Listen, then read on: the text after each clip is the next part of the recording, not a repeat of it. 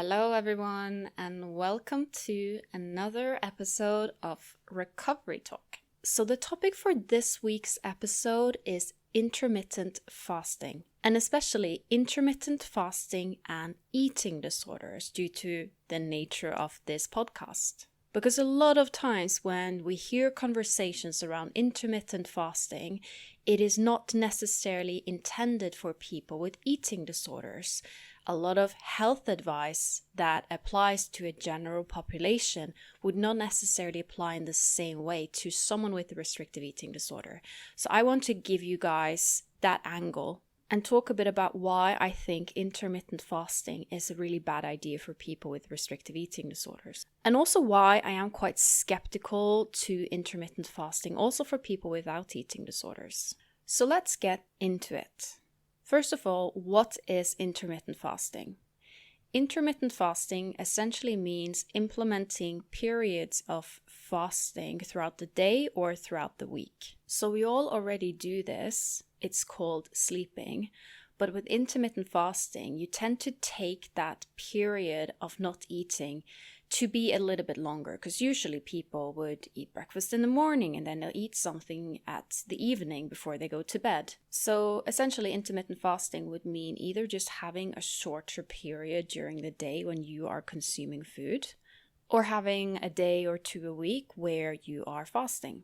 So some people may accidentally engage in some degree of intermittent fasting without realizing it if they, for example, are skipping breakfast.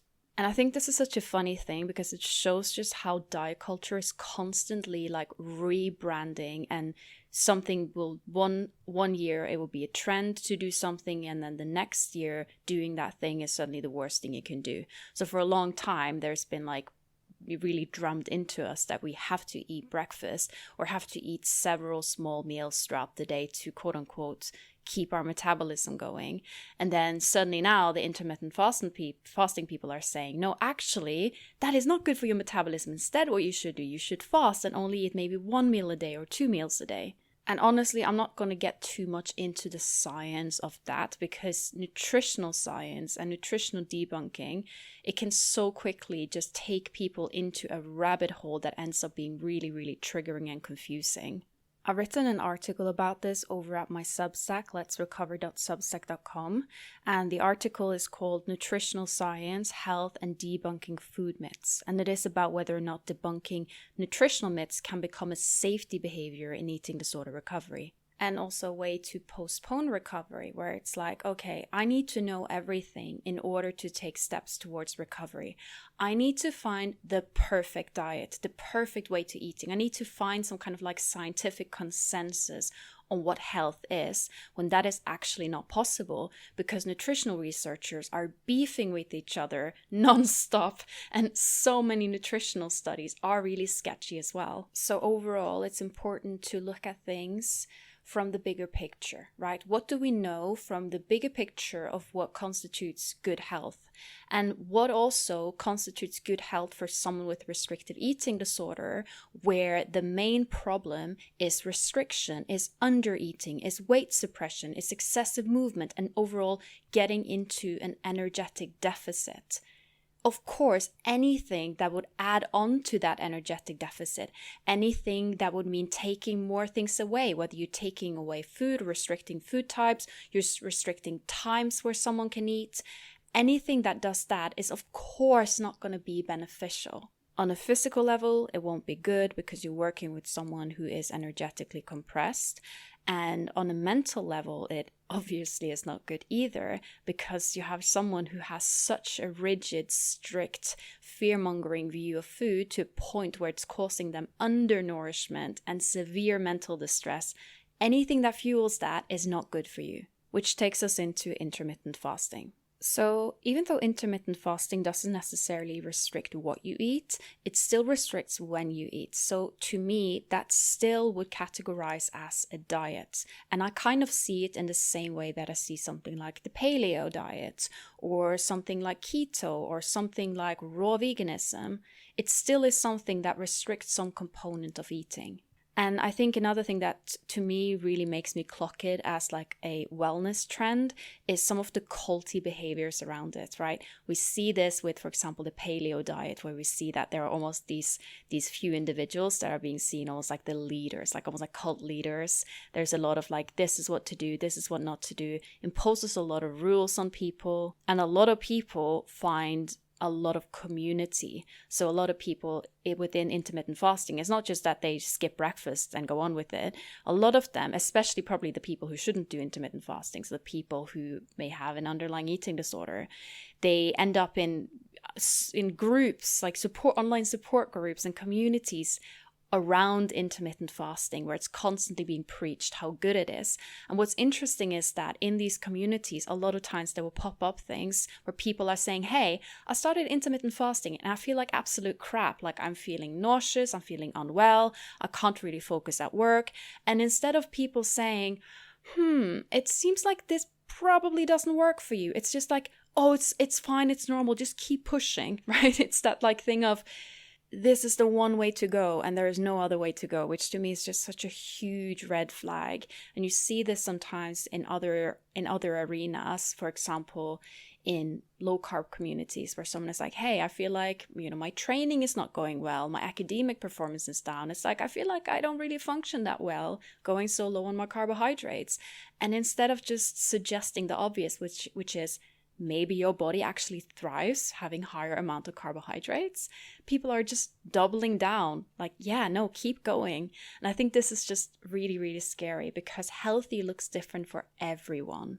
Some people thrive and naturally gravitate towards eating more meals throughout the day, maybe having meals and having snack and then having another meal. And other people find that having a bit of a fewer meals works better for them without it necessarily being intermittent fasting. And this takes me to one of the reasons that I'm skeptical to intermittent fasting. I mean, there are quite a few reasons I'll talk more about later, but it is that thing of implementing rules that may limit someone, especially someone with an eating disorder, may limit them socially. To me, there's a difference between someone who may just not naturally be a breakfast person, but being completely fine occasionally having breakfast. Like if their friends ask them out, like, hey, do you want to go out for breakfast? They're going to be like, yeah, sure. They may not have as much appetite in the morning as their friends do, and that's completely fine, right? That's one thing. But with intermittent fasting, it basically suggests, it sets these really strict rules on you, which means that you can't really engage socially with food because you have to fit everything into your eating window. And when we talk about health, we talk a lot about mental and physical health, both which are very important, but we sometimes neglect social health, your ability to engage with the world and the community around you, your ability to be flexible, to say yes to that breakfast. Those are things where if you are religiously following intermittent fasting, it's going to be very tricky. And you may think, well, who cares? Like, that's nothing. Well, actually, so much of our society is around meeting for meals and being flexible around that. Imagine just sitting there at the dinner and then being like, oh no, my eating window actually ends in 1 hour. I need to finish this so I don't eat outside of my window. Like it's a really restrictive and rigid way to live. For anyone, I would argue, but especially for people with restrictive eating disorders. And if you have a restrictive eating disorder and you want to recover from the eating disorder, but you also are insistent on doing intermittent fasting, I think you're going to have to ask yourself a bit why. And I think that the answer for some people, again, I can't answer for everyone, is that it kind of gives you a green card to engage in some restrictive behaviors in the name of health. It gives you the ability to hold on to some kind of rules, some kind of routine, some kind of limitations, rather than letting it all go, which can be really, really scary. It can feel like a complete identity loss to let go of it all. And also for some people, the ability to spend part of their day in an energy-restricted state can be really rewarding. We know this in eating disorders, especially more like anorexia nervosa. People tend to feel a reward from undereating. And it can be that thing of, oh yeah, I want to get a quote-unquote permission to stay in that state, that fasted state that is really rewarding. But that is not a benign state. If you're someone who gets an intense reward from restriction, someone maybe with anorexia, that is killing you. Like that is a really dangerous state to be in. So when people are talking about how fasting makes them feel good, I need you, if you're someone with a restrictive eating disorders who may also feel that way, I need you to just remind yourself, this is not for you.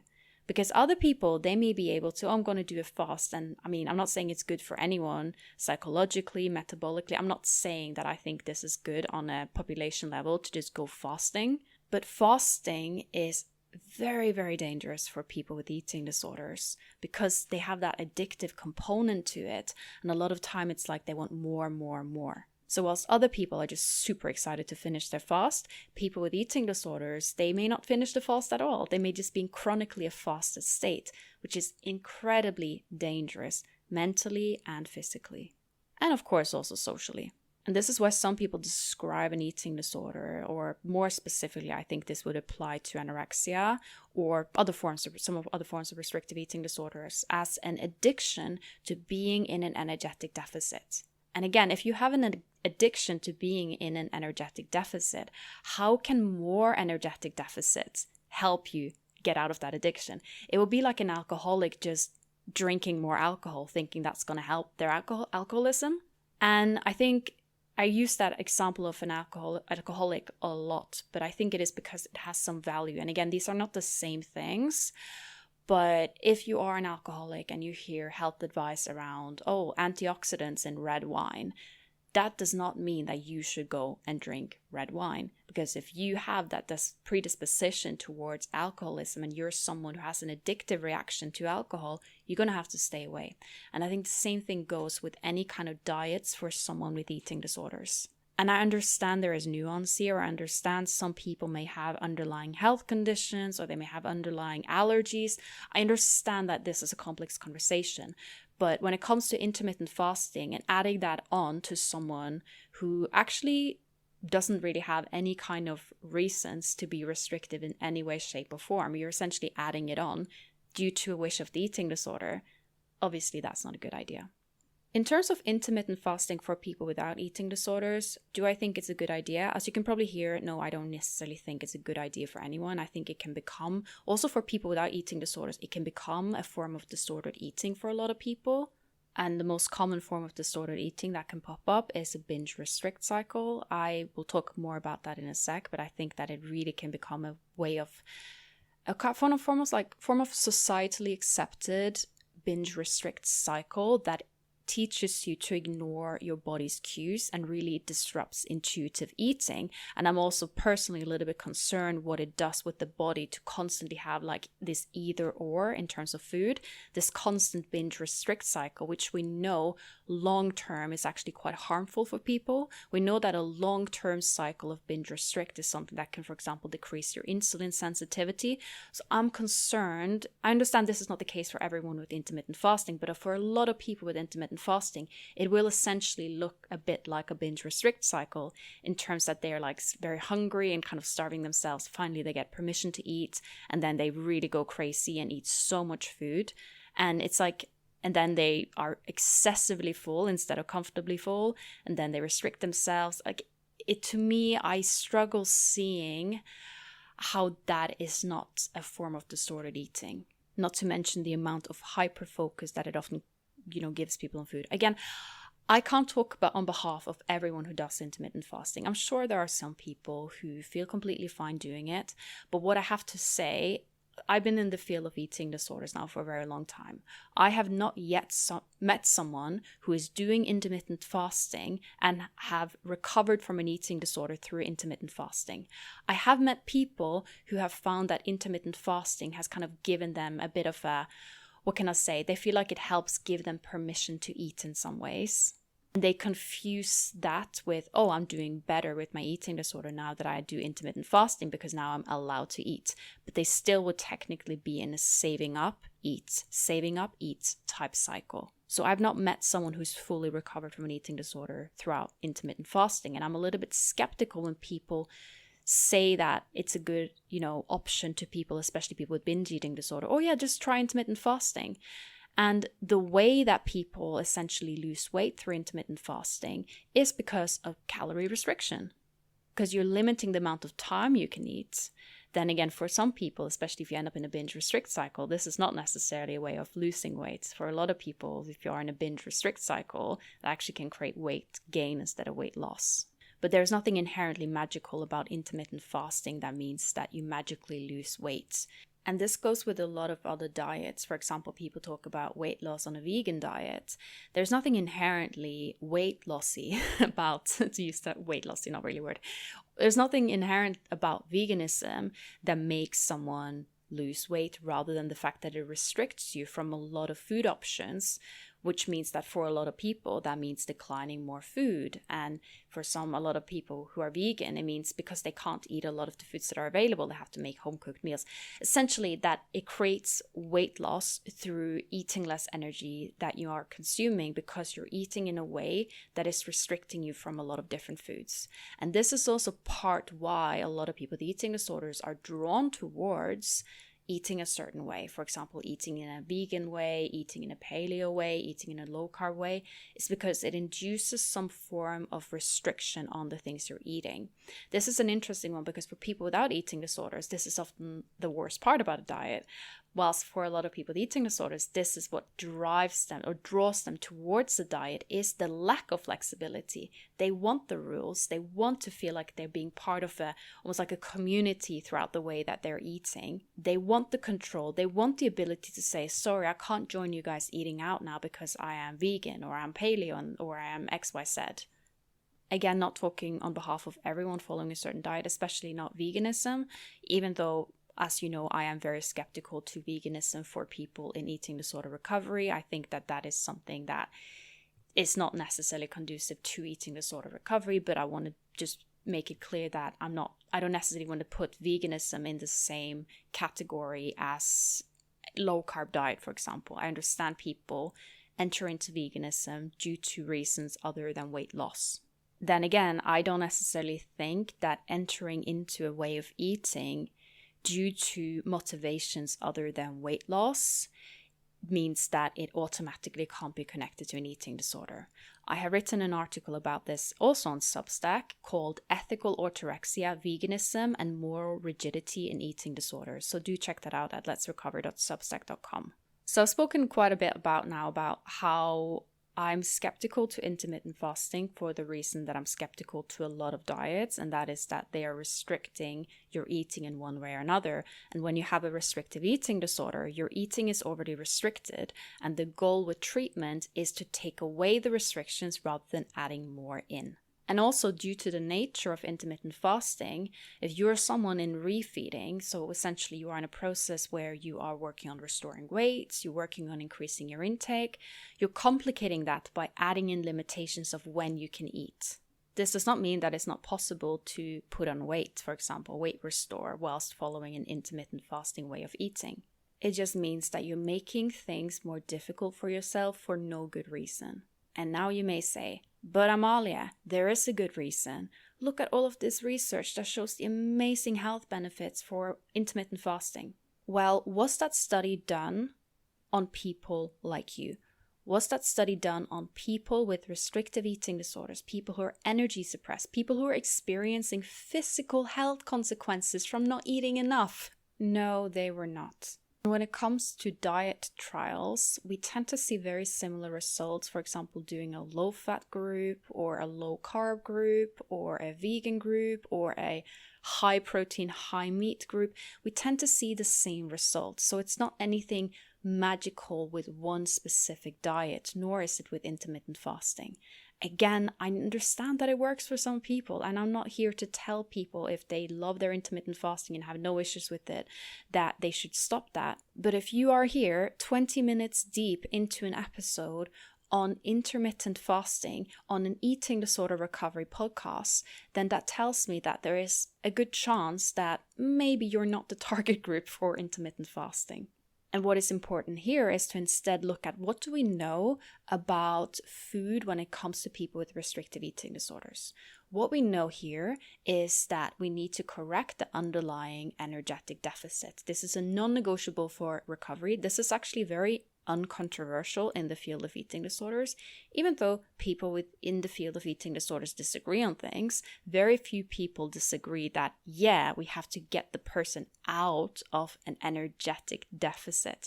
That is just pretty much universally agreed on. Of course, a big issue is that, unfortunately, there are some practitioners that maybe don't have great knowledge and experience of eating disorders, and they really underestimate just how much food it takes to recover from a restrictive eating disorder. But even that aside, we know that people with restrictive eating disorders, they benefit from implementing more foods, more flexibility, challenging the rigid rules that they may have around food, restoring weight, restoring any hypothalamic dysfunction often caused by the eating disorder. I'll get back to that in a bit. In short, the answer is more food at more times. And considering the so-called benefits of intermittent fasting come from the fact that you're eating less food at less times, can you see why it's just pretty self-explanatory that this is not a good idea for people with restrictive eating disorders? So I said hypothalamic dysfunction. So essentially, when I said the studies on intermittent fasting has not been done with people with eating disorders, I think this is a good thing to bring up. So a lot of people, not everyone, but a lot of people with restrictive eating disorders, they will have some degree of hypothalamic dysfunction. Essentially, their brain, their body is wonderfully connected, is realizing that, oh, we don't have enough energy to come in to keep up normal hormonal functions. So in biological females, this will look like the periods may end, not always, but the periods may become irregular, may become absent, or even people may have periods, but they may not ovulate properly. In biological males, this may look like erectile dysfunction, low testosterone values, and in both sexes, this can create quite significant bone density loss. When it comes to intermittent fasting, a lot of the studies that's been done on intermittent fasting has been done on biological males. Even hardcore intermittent fasting people tend to actually agree that intermittent fasting is probably not as beneficial for biological females. This is not to say that I think biological males should do that, especially not if they have restrictive eating disorders, but I'm just saying that men and women tend to have different metabolisms, tend to respond very differently to intermittent fasting. And this takes us into who is intermittent fasting exceptionally bad for.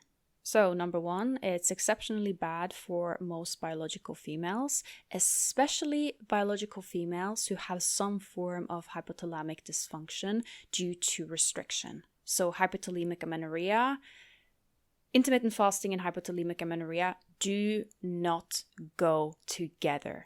It's absolute disaster. Absolute disaster. Ask any dietitian that works specifically with eating disorders or work with female athletes. They're going to tell you the same thing.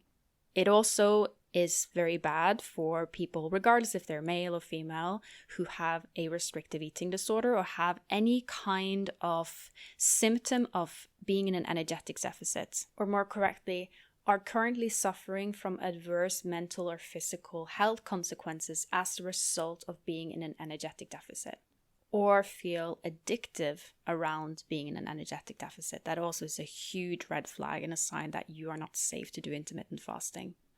It also is some studies showing that it's probably not a good idea for people who have poor sleep habits, sleep poorly, which is very, very common in eating disorders. So in eating disorders, we don't know exactly 100% what's going on here, but it seems like the body is just in this really like non-relaxed, activated stress state. We see cortisol levels, for example, being really high. So throwing in intermittent fasting there is a really bad idea. It also is probably not great for people who are quite physically active, which is also common in people with eating disorders who are engaging in excessive movement. It's not going to be great for athletic performance because essentially you are in a bit of a deprived state. I understand, especially if you are someone with a restrictive eating disorder where you feel like an energy boost from restriction, you may feel like this is good for your performance. But that's because you haven't experienced being properly nourished, nourishing, eating for your performance, and where that can actually take you. This is an interesting one because I work a lot actually with athletes or just people who are quite physically active and have physically active in interest. And it's so interesting when they are realizing finally how much better they perform from actually being properly nourished. Because running on stress fumes is not athletic performance. In the same way that a metaphor often I use, if I was suddenly chased by a bear, I would run really fast, but that was because I'm in an acute stress state. It is not because I'm suddenly very athletic. So last of group that I think should not do intermittent fasting. This is a group that often is actually being recommended intermittent fasting as a solution to their problems, but I would disagree. That is people who have bulimia or binge eating disorder or are in some form of binge restrict cycle or some form of cycle of saving up calories. So I've actually done a podcast episode on saving up calories. The episode is called Night Eating, Saving Up Calories, and Intermittent Fasting. So I was also in that episode touching a bit upon intermittent fasting. So do check that out if you're interested in learning a bit more about the night eating cycle, which essentially is intermittent fasting. They kind of rebranded saving up your calories as like this new revolutionary thing. So I do not think that intermittent fasting is a good idea or a solution to a binge restrict cycle. I think that for some people it makes them feel like they don't really have a problem because they're just doing intermittent fasting. But it essentially is no good way to live. It creates this really vicious self-reinforcing cycle where you will have a very large amount of food, for example, at night, and then you wake up and you're not going to be as hungry, and then you are not eating and you're thinking this is just intuitive eating, and then you get really hungry at night again, and then you have a binge, and then you wake up in the morning and you're not hungry and you're thinking, well, I definitely shouldn't eat because I'm clearly a food addict whose addiction comes out at night, so I need to not eat so I can save up calories for later. And notice how intermittent fasting can unfortunately so quickly be a way of justifying that cycle and that kind of behavior. So our hunger cues actually adapt a lot to how we eat. So if you, for example, are not a breakfast person, you can actually kind of train yourself to become a breakfast person by just implementing breakfast repeatedly over several days. And then you eventually will start noticing that your cravings shift. With intermittent fasting, you may notice that eventually you do lose the appetite for breakfast, for example. I'm just saying that because that's a very common meal to skip for people who do intermittent fasting. The problem is that you eventually, because you're building up an energetic deficit throughout the first part of the day, you will become very hungry at night. And that eating can sometimes look like overeating. And I would kind of counter-argue a bit that you're not necessarily overeating, you're just catching up with what you lost in the morning. But that in itself, to me, suggests that there is some kind of deprivation and some kind of scarcity mindset where food is something that you have to save up for. And where you're having a calorie budget mindset, which, not to constantly plug my old episodes here, but I have also done an episode on the calorie budget mindset as well.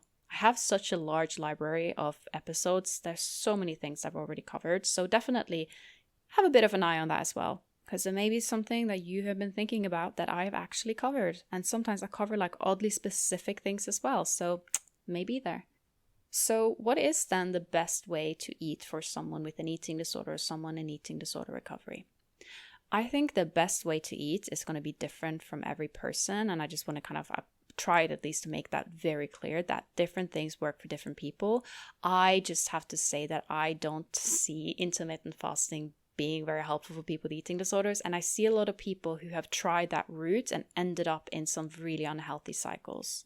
What instead I tend to recommend to people with eating disorders, again, I'm not a dietitian, I can't tell you exactly what to eat, but I recommend eating in a way that is flexible, eating in a way that supports restoration of weight if you are under your set point weight range, eating in a way that also supports metabolic repair.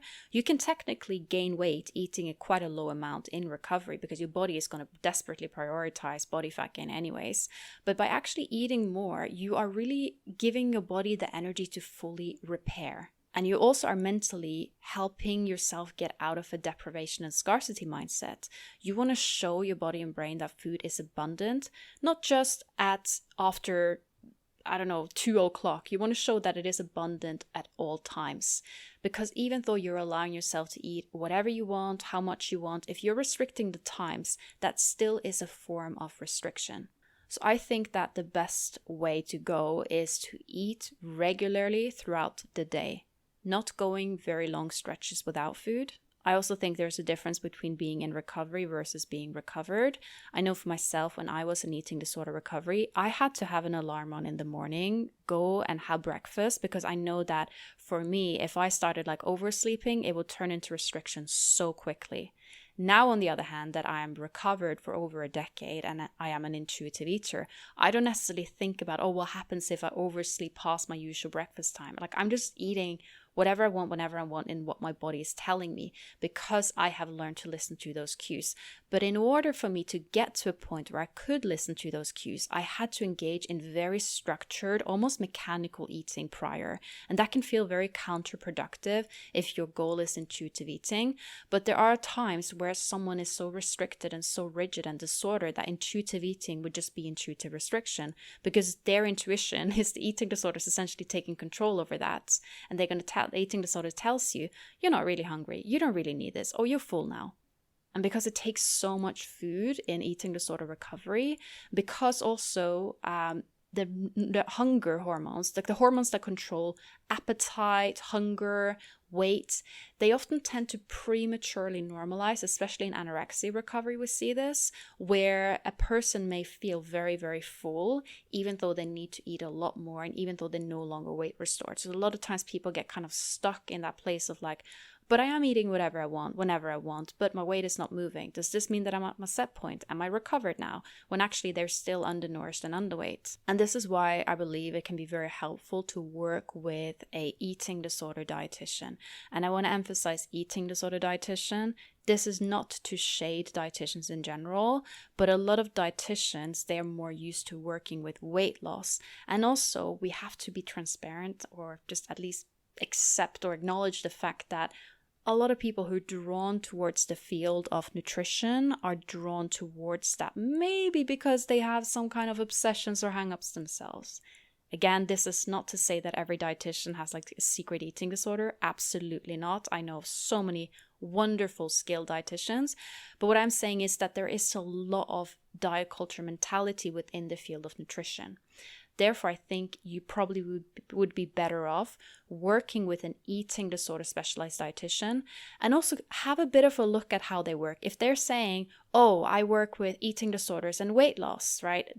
Red flag, immediate red flag. Or if they seem to think that eating disorder recovery, or someone who, for example, has anorexia nervosa, just need to quote unquote eat normally and they be fine. Also a red flag. You want someone who actually understands what we call nutritional rehabilitation or refeeding.